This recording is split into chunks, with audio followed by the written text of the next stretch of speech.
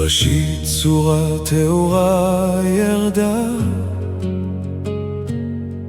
נשימת אור שאין סוף נתן.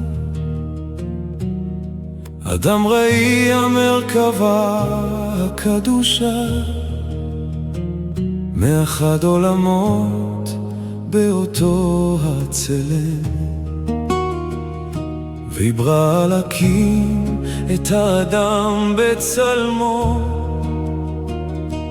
רוח עלקית מחיה את האפר. ממין הנשמה בו זוהר,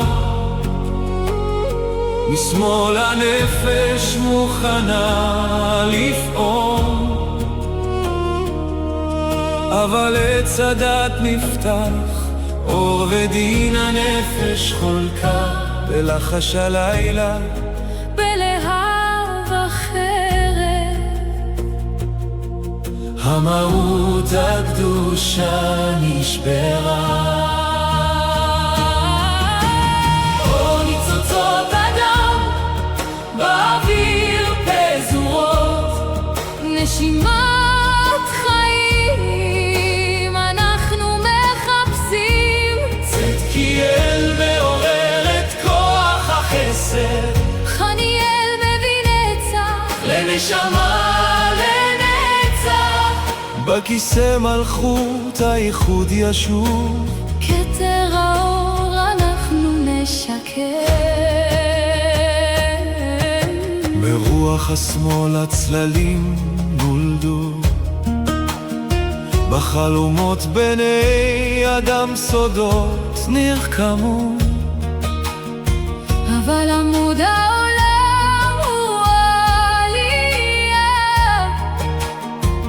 המזבח שנבנה בליבנו. 325 ניצוצות יורדים, גוף זהיר ענפים ממלאים. השם איש מלחמה עדין פועל, כדי את חושך העולם לפזר. אריה נשר השור קוראים, בפיני האדם הכל יטהר. מה שהאיש הגדול עבד המלך, מביא את הצדק, האור והתורה.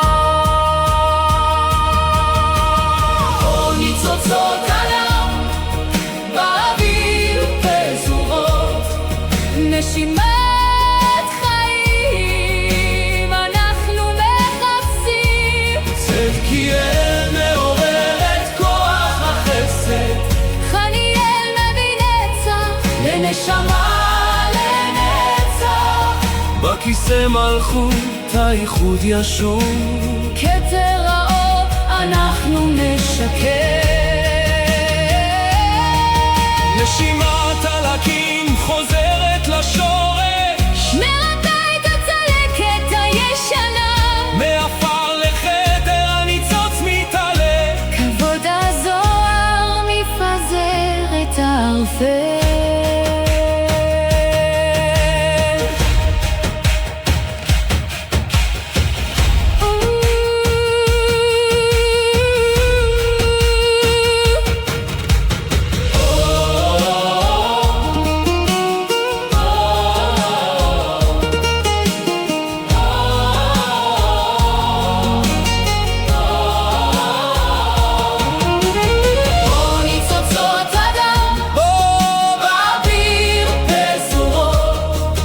נשימת חיים אנחנו מחפשים. צדקיאל מעורר את כוח החסד, חניאל מביא נצח לנשמה לנצח. בכיסא מלכות הייחוד ישוב, כתר האור אנחנו נשקם. בסוד העלקי הנשמה נולדת מחדש, אדם משוקם בפניו האמיתיים, ויפח באפיו נשמת חיים. הייחוד הקדוש מהדהד לנצח. אמן, אמן, אמן.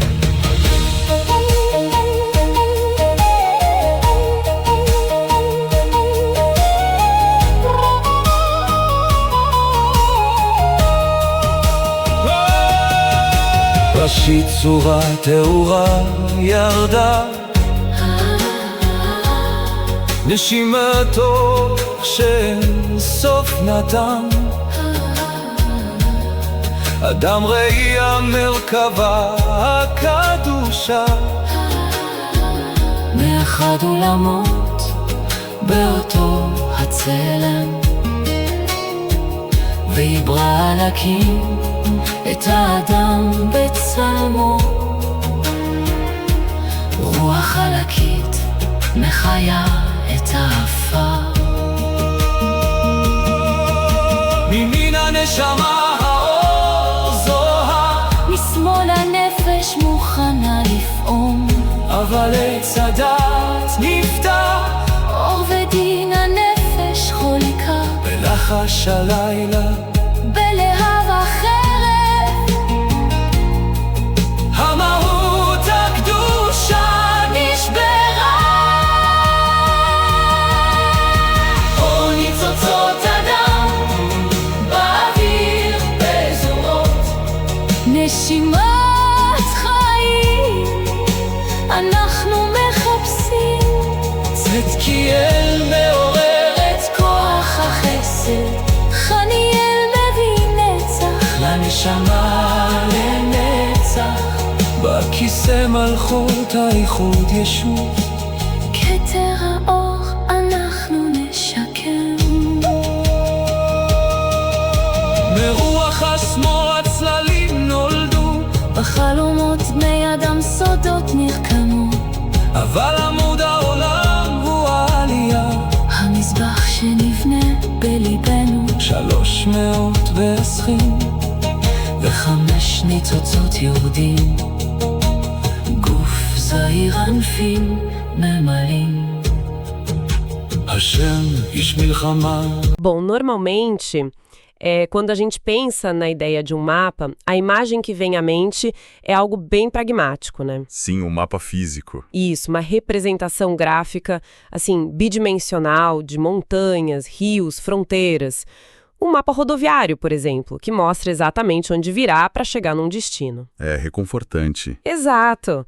É super reconfortante. A geografia do mundo exterior tá ali, perfeitamente contida, controlada, né? É uma necessidade humana muito básica, tipo tentar quantificar e localizar as coisas no espaço para a gente se sentir seguro. Nós construímos nossa civilização em cima dessa previsibilidade. Mas o problema surge quando a gente decide virar a lente para dentro. Quando tentamos mapear a consciência humana, a origem dos nossos conflitos mais íntimos, ou aquela busca incessante por propósito. De repente, a bússola simplesmente enlouquece. O mapa rodoviário não serve para absolutamente nada aí. Para nada. A topografia do nosso interior é invisível, não linear e, sendo brutalmente honesta aqui, de uma complexidade que beira o assustador. Com certeza. Essa é a definição clássica de navegar em águas não apenas desconhecidas, mas estruturalmente misteriosas. É um território onde as leis da física tradicional não se aplicam, sabe? Sim. Mas que possui regras próprias que são muito rigorosas. E é exatamente por causa dessa complexidade invisível que a nossa imersão de hoje está com uma urgência tão especial. Nós vamos mergulhar de cabeça nos mistérios mais profundos da natureza humana e da própria estrutura da criação. Um mergulho denso. Muito denso. Para quem acompanha a nossa análise, o mapa que a gente vai desdobrar hoje não tem paralelos ou meridianos. Trata-se da anatomia oculta da alma, tal como é descrita no Zohar. A obra fundamental da Kabbalah. Exatamente. E todo o nosso trajeto hoje vai ser guiado por fontes riquíssimas, que são os ensinamentos do Mori André, Clemen Rosa, e da Escola de Kabbalah Kibel Torah Missinai. E o nosso objetivo aqui não é fazer um passeio turístico por conceitos místicos. A missão é entender a mecânica por trás de tudo isso. Exato. Tipo, de onde vêm os nossos piores conflitos internos, como operam as chamadas forças de rigor e, principalmente, como decodificamos o caminho para alcançar o estágio mais alto de consciência possível. O que é fascinante aqui é que a armadilha mais comum quando se analisa textos tão antigos e cifrados como o Zohar é encará-los apenas como um misticismo abstrato. Como se fosse poesia, né? Isso, como se fosse uma poesia celestial sem nenhuma aplicação terrena. Mas a realidade é que o Zohar funciona como um espelho de altíssima resolução da nossa própria fragmentação psicológica contemporânea. O texto não está focado em descrever eventos nas nuvens há milênios. Ele está dissecando cirurgicamente a mente humana, a estrutura dos nossos impulsos e a engenharia invisível que governa as nossas reações mais cotidianas. Certo. Então, para iniciar essa decodificação, a gente precisa primeiro implodir uma ideia muito enraizada. A maioria de nós caminha pela vida com a presunção de que o ser humano possui uma identidade fixa. Nasce humano, vive humano, fim da história. Isso. Mas as fontes destroem essa visão estática. O Zohar descreve que o ser humano opera em diferentes estágios evolutivos. A tradição elenca 4 nomes principais para essas versões do ser, que são Giever, Enosh, Ish e o estágio supremo, que é Adam. Exatamente. E quando o livro de Gênesis descreve a criação e diz Vaivra Elohim et Adam b'tzalmo, e criou o Elohim, o homem, à sua imagem, a escolha da palavra não é um acidente poético. De jeito nenhum. O texto recusa os outros nomes. Ele não diz que a imagem divina foi impressa em Enosh ou Gever. Ele crava Adam. E a fonte detalha que Adam é, a perfeição abrangente, o único nível capaz de incluir as 4 faces da sagrada carruagem, a Merkabah. A ideia é que tudo que existe nos mundos superiores e inferiores foi retido, guardado num cofre cósmico para se manifestar só com a chegada de Adam. Essa distinção de vocabulário é a base de tudo, sabe? Em hebraico, cada palavra carrega uma arquitetura energética diferente. Explica mais sobre isso. Por exemplo, nós está ligado à fragilidade humana, à nossa condição mortal e vulnerável. Gever traz a ideia de força de superação, mas ainda é um esforço bem restrito.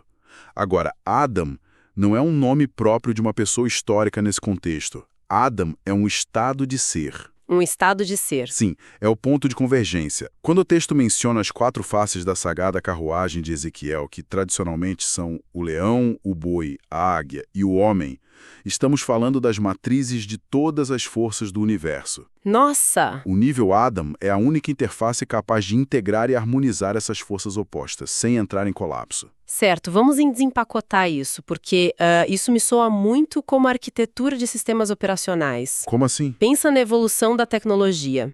Se a gente pega um computador que sai de fábrica, ele vem com uma versão básica instalada. Enosh ou Gever seriam essas versões operacionais primárias. Tô acompanhando. Elas rodam os programas básicos de sobrevivência, de superação diária, mas têm limitações severas de permissão. O sistema restringe o que esse usuário pode fazer. Agora, Adam não é só um pacote de atualização visual. Adam é o modo administrador absoluto. Brilhante. É quando o usuário adquire a credencial máxima, sabe? A senha mestre que destrava o acesso direto ao código-fonte do universo. Por isso a carruagem obedece a ele, ele tem permissão de administrador sobre todas as faces da realidade. Essa analogia capta exatamente a hierarquia de controle que o Zohar propõe. Antes do acesso desse modo administrador, ou seja, antes da manifestação plena do nível Adam, a estrutura da realidade inteira estava essencialmente em modo de espera. Sério? Modo de espera, sim. O universo precisava de uma interface capaz de rodar o seu programa completo. A totalidade da criação aguardava essa perfeição abrangente, para que o fluxo de energia entre o que é infinito e o que é finito pudesse transitar sem dar curtos-circuitos. Mas isso levanta um problema lógico gigantesco, né? Qual? Se o modo administrador Adam é o estado de perfeição absoluta, a coroa da criação, e foi implementado no sistema. Bom, basta olhar pela janela para ver que o mundo não está rodando nessa harmonia perfeita. Com certeza não. As pessoas estão cheias de conflitos, o mundo está caótico. Se o sistema é tão impecável, por que a humanidade passa a maior parte do tempo falhando miseravelmente em manter esse acesso? Onde foi que o código quebrou? Essa é a grande tensão da existência, e o Zohar não foge dela. O Rabi Yitzhak aborda justamente o peso e a fragilidade colossal que acompanham essa perfeição. Ele traz o conceito através da dinâmica ancestral do sacrifício e da purificação. Como funciona essa dinâmica? O raciocínio é o seguinte: o sacrifício era o mecanismo cósmico que sustentava e reequilibrava o mundo. Apenas o indivíduo que atingia a frequência de Adão tinha a estirpe espiritual para realizar essa conexão. Mas há uma contrapartida terrível aí. Qual? Exatamente por ser uma forma tão refinada, tão santa, se essa pessoa no nível Adão contrai uma praga, o desastre é incalculável. A exigência de purificação descrita na Torá é extrema. O texto diz que o indivíduo será levado ao sacerdote. A pureza absoluta não suporta contaminações parciais. E aqui é vital esclarecer para quem escuta a gente que não estamos falando de patologias médicas, certo? Não, de forma alguma. Quando as fontes mencionam praga nesse contexto de pureza extrema, soa muito mais como um erro fatal no sistema principal. Voltando à metáfora tecnológica, se um aplicativo inútil trava no sistema de um usuário básico, ninguém liga. O sistema continua rodando. Exato. Mas se um malware se infiltra no núcleo do modo administrador, o dano paralisa toda a rede. E o material que baseia a nossa imersão de hoje, citando o livro Oculto, detalha exatamente o momento desse primeiro grande travamento. A narrativa da ruptura original. Isso. O texto explica que, no princípio, quando Adão desceu, a estrutura era composta por dois espíritos fundamentais. De um lado, o lado direito, habitava a sagrada Neshama, Que é a alma divina. sim, o sopro direto de vida, o aspecto superior e transcendente. E do lado esquerdo, habitava a Nefesh viva, que é a alma vital e instintiva, ligada à sobrevivência e à fisicalidade. No estado inicial, esses dois lados operavam em sincronia total. Harmoniosamente. Mas então entra na equação a árvore do conhecimento do bem e do mal. Esse evento atuou como um catalisador de crise. O que o texto nos revela é que após a interação com a árvore, a Neshama sublime parou de tolerar a Nefesh instintiva. Uma rejeição mútua. Exatamente. Elas deixaram de colaborar. A parte mais alta rejeitou a parte terrena. E assim, o administrador perdeu a integração. Se conectarmos isso a um panorama maior, essa descrição mecânica é brilhante, porque desfaz aquele folclore em torno da narrativa do Gênesis. O pecado, à luz do Zohar, não é apenas uma desobediência moral. É estrutural. Sim, é uma ruptura estrutural da psique. A Neshama, que representa o nosso intelecto superior e o desejo por elevação espiritual, entrou em choque com a Nefesh, que abriga os nossos impulsos terrenos, o nosso ego e as necessidades mais brutas. É o conflito interno de todo mundo. Exato. Essa desintegração é o código-fonte da ansiedade humana moderna. É o conflito perpétuo entre quem queremos ser espiritualmente e o que os nossos instintos demandam. Quando ocorreu essa quebra mútua, a harmonia abrangente de Adão não pôde se sustentar. A ponte que unia os dois lados desabou. E o mais aterrador é que os estilhaços dessa ponte não caíram apenas dentro da cabeça do indivíduo. A quebra interna contaminou a rede inteira. Vazou para o ambiente. Vazou. O Zohar descreve um cenário que parece saído de um filme de terror psicológico. As fontes narram que quando o primeiro Shabat entrou, o pecado já havia acontecido e a ruptura estava selada. Aquele espírito da mão esquerda, a força instintiva da Nefesh, que ficou solta e desequilibrada, começou a gerar anomalias na realidade. As chamadas pragas dos homens. Isso. O texto descreve essas anomalias como entidades sombrias, seres sem corpos completos que vagam pelos ares. O que diabos são essas entidades do ponto de vista mecânico? Olha, o texto é muito explícito sobre a natureza delas. Não são demônios de chifres da cultura popular, sabe? São forças parasitárias de incompletude. O Zohar explica que essas entidades incompletas sobem aos mundos superiores, captam fragmentos de verdades. Fragmentos de verdade. Sim, preste atenção nisso. Fragmentos de verdades. Não mentiras puras. Elas captam isso e descem. O objetivo delas: sussurrar essas meias-verdades distorcidas nos sonhos e na mente subconsciente das pessoas, criando ilusões desesperadoras. Espera, aqui é onde a coisa fica realmente interessante. Quando a gente analisa esse mecanismo de pegar fragmentos de verdade para sussurrar ilusões e gerar ansiedade, a gente não está lendo um texto místico antigo. Estamos lendo o código de funcionamento dos algoritmos de redes sociais. A engenharia é literalmente a mesma. Sim, pensa bem. Se uma rede social ou uma campanha de desinformação cria uma mentira 100% fabricada, do zero, a nossa mente detecta rapidamente e descarta. A mentira pura não tem tração. Ninguém cai nela por muito tempo. Mas o que o algoritmo da ansiedade faz? Ele pega um fragmento de algo real, uma estatística isolada, um perigo remoto, uma fala fora de contexto. Ele pega essa verdade fragmentada e sussurra isso no ouvido do usuário 1000 vezes por dia, removendo todo o panorama geral. E o resultado é o pânico? Exato. A distorção acontece não pela mentira, mas pela falta de contexto. O resultado é um estado de ilusão e terror que paralisa a sociedade. É exatamente a mesma tecnologia mental que essas entidades do Zohar usam nos sonhos. É fascinante ver como a Kabbalah desmascara o funcionamento do mal. Esse debate muda tudo, porque estabelece que o mal, o rigor extremo, não é uma força oposta autônoma da escuridão. O mal é simplesmente um subproduto lógico da incompletude. Uau! É o que acontece quando a Nefesh opera sem a luz da Neshama. É a parte tentando se passar pelo todo. Quando um fragmento de verdade se divorcia da totalidade da visão abrangente de Adam, ele se transforma numa força destrutiva de ilusão. É por isso que nos sentimos tão esgotados hoje em dia. Nossa mente é bombardeada por entidades incompletas disfarçadas de informação. O que nos empurra para a próxima fase crítica da mecânica cósmica. Porque se o nosso ambiente mental e espiritual está infestado de verdades fragmentadas e forças desequilibradas, a abordagem pacífica e abrangente de Adam não vai dar conta do recado.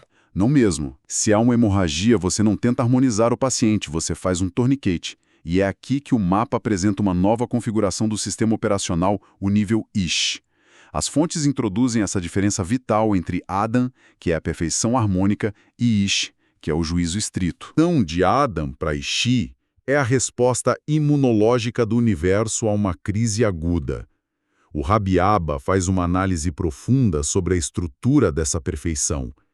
Ele explica que a totalidade de Adam ocorre quando o sistema consegue unificar as 6 sefirot centrais. Vamos fazer uma pausa rápida aqui, porque o termo Sefirot pode soar como jargão técnico impenetrável para quem acompanha a gente. Qual a função mecânica dessas 6 Sefirotes? Ah, claro.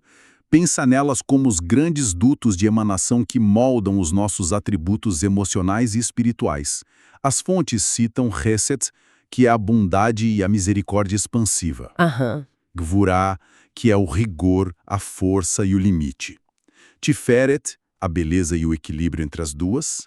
Netzar, que é perseverança. Hod, a empatia e submissão. E Esod, o fundamento que conecta tudo. Quando a realeza divina, chamada de Malhut, senta no trono, o Zohar nos diz que todas essas 6 forças se harmonizam perfeitamente na face de Adam. Quando o leão, o boi e a águia da carruagem convivem. Exato, é o estado de graça. Mas o Rabi Abba adverte há momentos de perigo extremo, em que a harmonia total simplesmente não resolve o problema. A misericórdia expansiva de Hesed não pode abraçar um parasita. Nesses momentos de ameaça existencial, a manifestação de Adam recua e a divindade atua estritamente através do aspecto de Ishish. Os textos fornecem um exemplo definitivo para ilustrar isso, que é a travessia do Mar Vermelho. Os israelitas estavam encurralados e o exército egípcio vinha logo atrás com intenções aniquiladoras. Não era hora para diálogo. Naquele momento, não havia espaço para um debate diplomático unificando a Sefirot. O mar não se abriu por causa da harmonia pacífica. A abertura do mar foi uma manifestação violenta da estrita justiça, a força de Gevorá. As fontes citam a declaração bíblica Hashem Ish Milhamah, Deus, homem de guerra. Sim. E Pesto vai além e detalha que, nesse instante de guerra, 325 faíscas de rigor convergem num canal específico chamado Zeirampim. O que são essas faíscas e como esse Zeirampim opera nesse cenário bélico? Essa engrenagem é essencial. Zeir, Ampim, significa literalmente face pequena ou semblante menor. Mecanicamente, ele funciona como um transformador elétrico. Um transformador. Pensa que a justiça divina em seu estado puro é tão infinita que se atingisse o mundo diretamente, desintegraria a realidade instantaneamente. O mundo não suporta rigor infinito. Então, Zeirampim atua como esse transformador que condensa, filtra e foca essa energia. Entendi. As 325 faíscas de rigor não representam caos. Pelo contrário, o número simboliza um estado altamente concentrado, cirúrgico e quantificado de severidade. São quantum de limites estritos. Quando essas faíscas convergem em Zeirampim, a justiça se torna aplicável ao nosso mundo. É uma precisão absurda. É um ataque milimetricamente calculado para neutralizar a ameaça sem destruir a criação inteira ao redor. E a figura que manipula essa interface cirúrgica aqui embaixo é Moshe, Moisés. As fontes sublinham muito isso. Moisés é chamado de Ish Asev na Torá, exatamente porque ele era o administrador dessa justiça, o conduíte humano ligado a Zeirampim. Exato. Para ilustrar como essa troca de energias funciona na prática, não podemos pensar nisso apenas como, bombeiros versus arquitetos. A mecânica é mais parecida com a transição entre um diplomata e um general durante o colapso de um tratado de paz. Interessante. Como você visualiza essa transmutação de diplomata para general no contexto de Adam e Ish? Bom, o nível Adam é o diplomata supremo. A genialidade do diplomata não é ignorar as diferenças, mas ter uma mesa grande o suficiente, a carruagem onde a força feroz do boi e a leveza da águia possam convergir.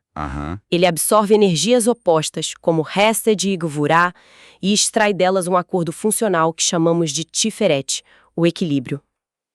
A diplomacia se alimenta da multiplicidade, mas quando as tropas inimigas estão a 1 quilômetro de distância, a diplomacia vira suicídio. Com certeza. Nesse microsegundo, a configuração Adam é desativada. O diplomata sai da sala e o general de 4 estrelas, que é Ish, assume o comando. O foco da mente do general é oposto ao do diplomata. Ele isola a multiplicidade e afunila toda a energia existencial para aquelas 325 faíscas de rigor, usando elas como armamento de precisão. Um perímetro impenetrável. Isso, e a sobrevivência do povo de Israel dependia inteiramente de Moisés ser esse general, esse Ish. Ele contava lá para entender as motivações do faraó, a função ali não era Hesed, não era misericórdia. Era a aplicação impiedosa do limite para que a vida pudesse florescer depois. Contudo, qualquer mente analítica que ouça isso imediatamente tropeça num obstáculo teológico gigantesco, né? Qual? Se Ish é essa máquina de guerra, esse vetor de rigor e juízo implacável que corta e divide, soa como se a justiça fosse a grande inimiga do amor e da misericórdia. O cérebro humano tem a péssima mania de tentar transformar a complexidade da Kabbalah em algo maniqueísta, tipo misericórdia ao lado bom e rigor ao lado mal. Isso levanta uma questão importante e nos joga direto no grande paradoxo final desta imersão. Um paradoxo que, aparentemente, deixou até os estudiosos da época coçando a cabeça. Com certeza. O material que fundamenta a nossa análise mostra os rabinos questionando o Rabi Shimon com uma dúvida de fritar os neurônios. Se Ish personifica a Strita Gvurá, as faíscas de rigor, o general da guerra, como pode ser que nas profundezas dos textos ocultos esse exato mesmo Ish seja definido como a raiz de Hesed, que é justamente a misericórdia infinita? Parece uma contradição. Total. À primeira vista, é uma contradição de termos. Como a espada do limite pode ser a raiz da água que nutre? O Rabi Shimon responde a esse aparente defeito lógico, apontando para o que ele chama de o infinito mar do Zohar. É a compreensão profunda de que as energias no universo não têm uma natureza engessada, sabe? Elas fluem, se invertem e se revelam na sua raiz. Explica essa mecânica. A solução mecânica desse paradoxo é lindíssima. Pense o seguinte: a misericórdia desenfreada, sem nenhum limite, não é bondade, é dilúvio. Um amor que não consegue dizer não para uma força destrutiva acaba se tornando cúmplice da destruição. Nossa, isso é forte. Então, para que a misericórdia de Hesed possa existir no mundo sem se autodestruir ou alimentar o mal, ela precisa de um vaso de contenção. Ela precisa de fronteiras fortes. E quem constrói essas fronteiras é isso. Exatamente. A força do rigor, as faíscas restritivas de Gevorá, operadas por Ishi, cria as margens sólidas do rio para que a água doce da misericórdia não inunde e afogue a cidade inteira, mas flua com segurança para dar vida. Por isso, Ishi é a raiz de Hesed. Então, o que tudo isso significa? Significa que, no ponto mais elevado da realidade, a capacidade de dizer um não implacável é o ato mais profundo de amor possível, porque é ele que protege a santidade e o equilíbrio da existência. O paradoxo se dissolve quando percebemos que não há misericórdia sustentável no universo sem uma justiça que defenda as fronteiras dessa misericórdia. Uau! O que nos traz do macrocosmo das energias divinas direto para o peito de cada um que nos acompanha. Porque a resolução desse paradoxo não é um fato consumado que a gente apenas admira de longe, né? É o roteiro de trabalho das nossas próprias vidas. Exato. A missão espiritual, baseada nas fontes de Kibel, Torá, Sinai e do Moré, André, não é deitar no divã e tentar amputar a nefesh, ou fingir que nós não temos impulsos animais e forças de rigor pulsando dentro de nós. O trabalho é a lavoura interna. O objetivo final de todo esse sistema é retificar aquela ruptura trágica que aconteceu lá atrás no Éden. É o esforço brutal e diário de elevar a nossa alma instintiva, a nefesh, e educá-la até que ela pare de gerar ilusões e se recoloque sob a liderança luminosa da Neshama. A verdadeira obra-prima espiritual não é a ausência de conflitos internos, é a reintegração dessas partes alienadas. Quando a Neshama volta a coordenar os instintos da Nefesh, a direita e a esquerda param de travar uma guerra civil e começam a operar como asas do mesmo pássaro. Que imagem linda! As forças de rigor não desaparecem, mas elas deixam de ser parasitas destrutivos e passam a atuar como defensores ferrenhos do nosso propósito maior. O rigor vira o recipiente da nossa misericórdia. E com isso, a sagrada fisionomia de Adam, a perfeição unificada, começa a ser pacientemente reconstruída na nossa própria arquitetura mental. É impressionante como esse mergulho prova que o misticismo bem compreendido é a ferramenta psicológica mais avançada que existe. O mapa invisível está desenhado. Totalmente atual. Cada crise de pânico causada por deslizar o dedo numa tela consumindo fragmentos tóxicos de informação é a prova viva de que aquelas entidades de rigor incompletas continuam ativas, sussurrando nos nossos ouvidos. E cada vez que somos forçados a ser o general Ishi e estabelecer um limite duro num relacionamento para preservar o respeito mútuo, estamos utilizando as 325 faíscas de rigor para proteger o nosso Hesed, a nossa capacidade de amar. O campo de batalha para unificar a carruagem cósmica é o trânsito das 6 da tarde, é o escritório, é o travesseiro antes de dormir, é o entendimento definitivo de que o texto sagrado se desdobra no tempo presente. A anatomia da alma nunca deixou de operar sobre essa mesma mecânica milenar. Fechando essa nossa exploração monumental sobre o mapa do Zohar, há uma semente provocativa que fica pulsando nas entrelinhas de tudo que as fontes trouxeram. O texto é bem claro ao dizer que as ilusões destrutivas prosperam em cima das verdades fragmentadas. Os parasitas psíquicos precisam do que é incompleto para gerar terror. Sim, eles se alimentam disso. Então, se o sistema funciona assim, e se o nosso objetivo final é restaurar o administrador unificado chamado Adam, será que a chave prática não está no que a gente decide ingerir todos os dias? Se essas entidades morrem de fome diante da imagem inteira, o que aconteceria se fizéssemos um pacto radical de recusar a parcialidade? Essa é uma pergunta poderosa. Se diante de cada manchete incompleta, de cada fofoca distorcida, de cada julgamento rasa sobre o próximo, a gente exigisse intencionalmente o panorama completo antes de reagir, talvez, se a nossa consciência desperta, se recusar a consumir os estilhaços do mundo, possamos reescrever o código do nosso próprio subconsciente e, quem sabe, curar a ruptura original da nossa alma antes mesmo de fecharmos os olhos. É uma mudança de postura colossal. Exige passar de um consumidor passivo do caos para um administrador consciente da própria realidade. Fica o mapa e a provocação para quem dividiu o próprio tempo para decodificar esses mistérios com a gente hoje. Que a busca por preencher os espaços em branco traga mais clareza, fortaleça o rigor necessário e amplie a verdadeira misericórdia na jornada. Agradecemos imensamente o acompanhamento atencioso nesta profunda investigação analítica. Até o nosso próximo mergulho.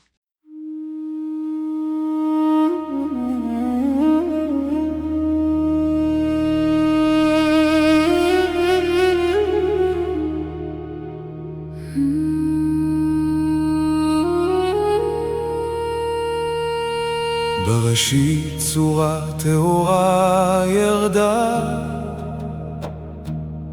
נשימתו שאין סוף נתן, אדם ראי המרכבה הקדושה, מאחד עולמות באותו הצלם, ויברא להקים את האדם בצלמו, רוח חלקית מחיה את האפר.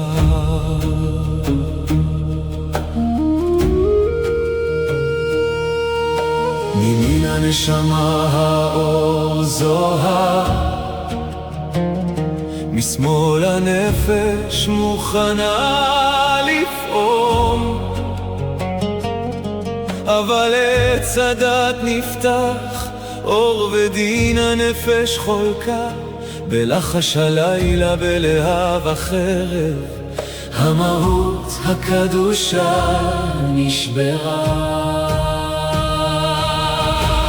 אור ניצוצות אדם באוויר פזורות, נשימת חיים אנחנו מחפשים, צדקיאל מעורר את כוח החסד, חניאל מביא נצח לנשמה לנצח, בכיסא מלכות הייחוד ישוב, כתר האור אנחנו נשקם.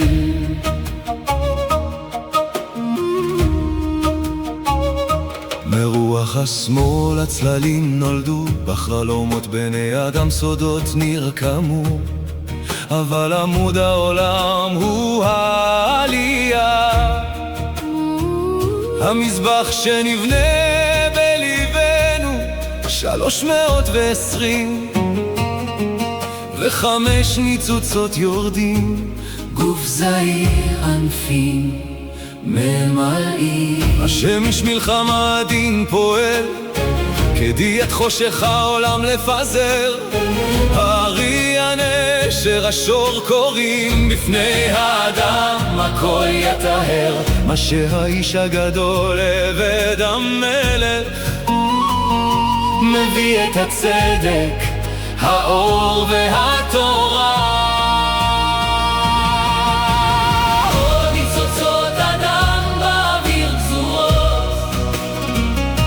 נשימת חיים אנחנו מחפשים, צדקיאל מעורר את כוח החסד,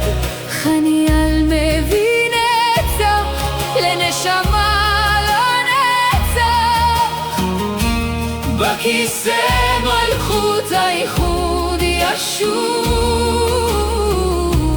כתר האור אנחנו נשקם. נשימת הלקים חוזרת לשורש, מרפא את הצלקת הישנה, מעבר לכתר הניצוץ מתעלה. כבוד הזוהר מפזר את הערפל.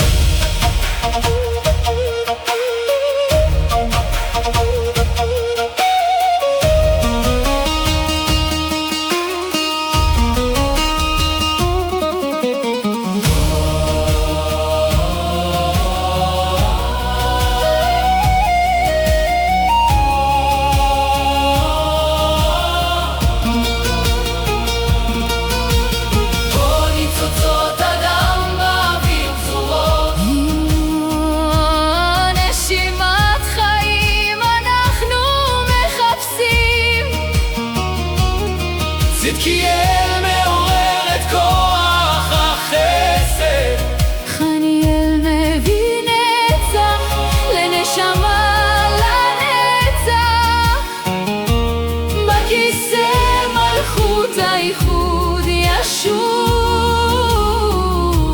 כתר האור אנחנו נשקם. בסודה ערכי הנשמה נולדת מחדש, אדם משוקם בפניו האמיתים, ויפח באפיו נשמת חיים. הייחוד הקדוש מהדהד לנצח, אמן.